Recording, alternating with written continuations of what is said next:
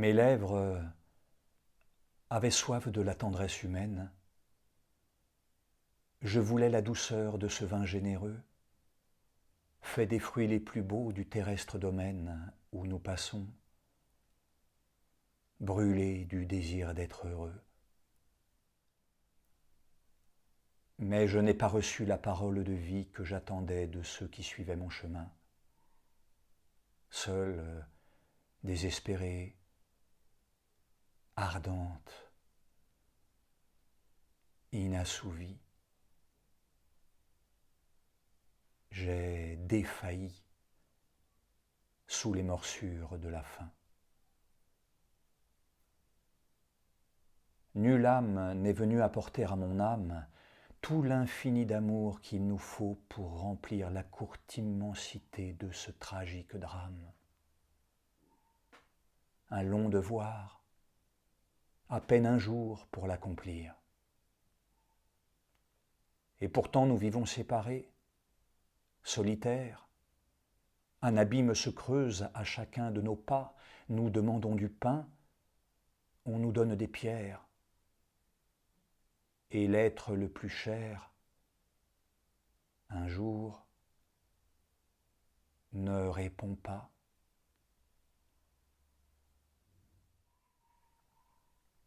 Les mains,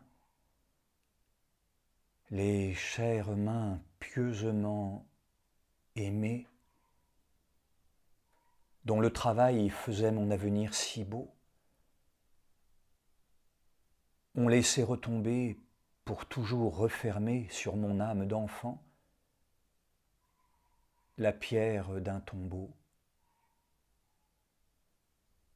Ô pierre de la mort et de l'indifférence, de l'amour égoïste et du désir brutal, bloc sombre de la haine et de la violence, vous barrez le chemin tracé vers l'idéal. Et devant votre masse hostile, menaçante, plus lourde qu'un rempart fait de bronze et d'airain, j'ai regardé ma main, frêle, douce, impuissante.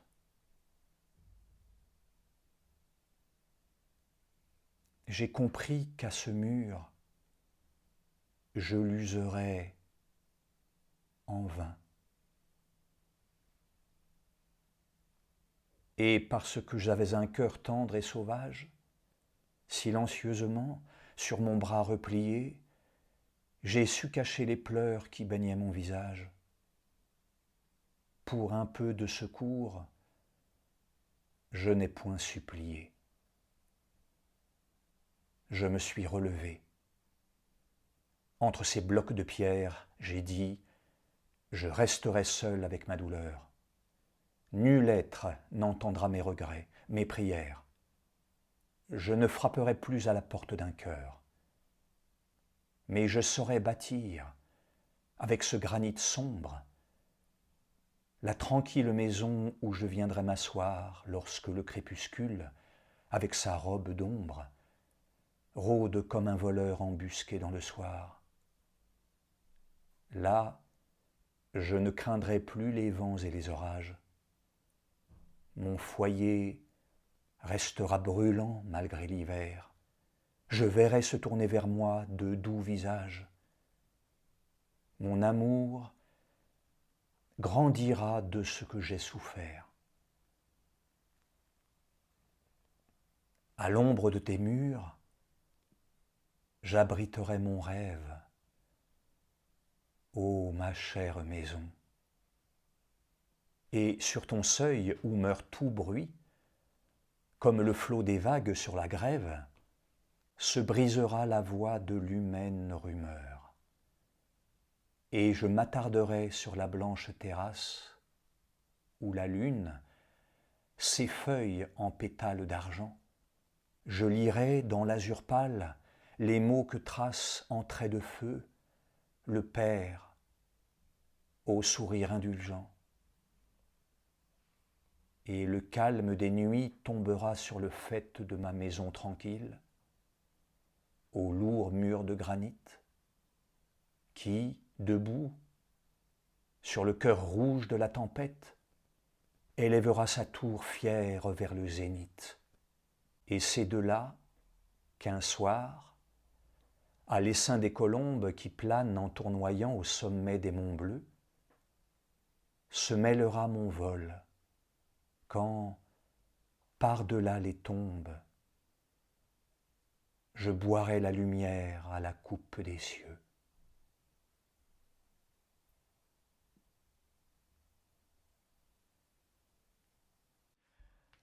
Émilie Arnal. Qui connaît Émilie Arnal? Moi, de mon côté, je ne la connaissais pas avant, il y a à peu près 1 an et demi, 2 ans, où j'ai commencé à lire certains de ses poèmes. Je vous laisse aller, pour celles et ceux que ça intéresse, sur la page Wikipédia, vous en apprendrez un peu plus sur sa vie. Moi, j'en connais pas tellement plus, j'ai fait d'autres recherches, mais ce qui m'intéresse surtout, c'est de vous raconter certaines choses. Elle a publié pour la première fois à 45 ans. Elle était très admiratrice de certains poètes, Alfred de Vigny, Sully Prudhomme. Alfred de Vigny publie pour la première fois à 25 ans environ. Un de ses contemporains, Musset, 19 ans. Victor Hugo à peu près avant 20 ans de toute façon. Ils ont chacun de ces poètes, écrivains, chacun de ces hommes, est très rapidement reconnu, légitime à écrire.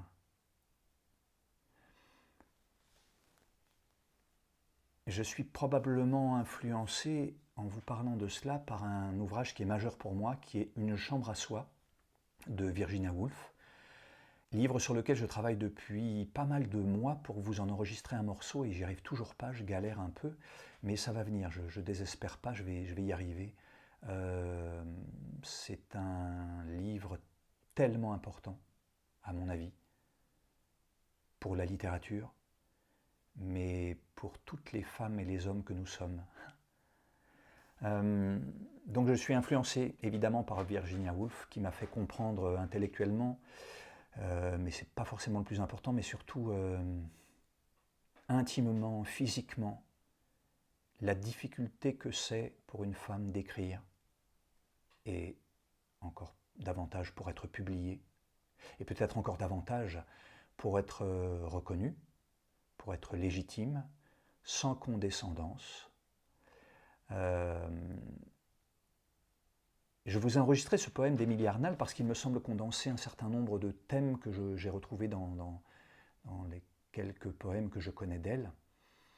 Ce qui me touche, c'est évidemment sa grande sensibilité à dire ce qu'elle éprouve, mais cela c'est le propre des poètes. Mais là je vais en venir à ce qui m'intéresse moi tout particulièrement, c'est le style. Vous l'avez peut-être entendu, elle écrit en vers qui sont des alexandrins, donc 12 syllabes, qui sont relativement simples, mais tout de même, je vais vous faire réentendre quelques vers. Elle écrit « Nulle âme n'est venue apporter à mon âme tout l'infini d'amour qu'il nous faut pour remplir la courte immensité de ce tragique drame. » 3 vers, vous voyez, 3 alexandrins,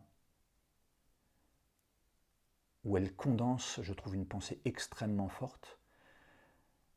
Elle parle d'une courte immensité.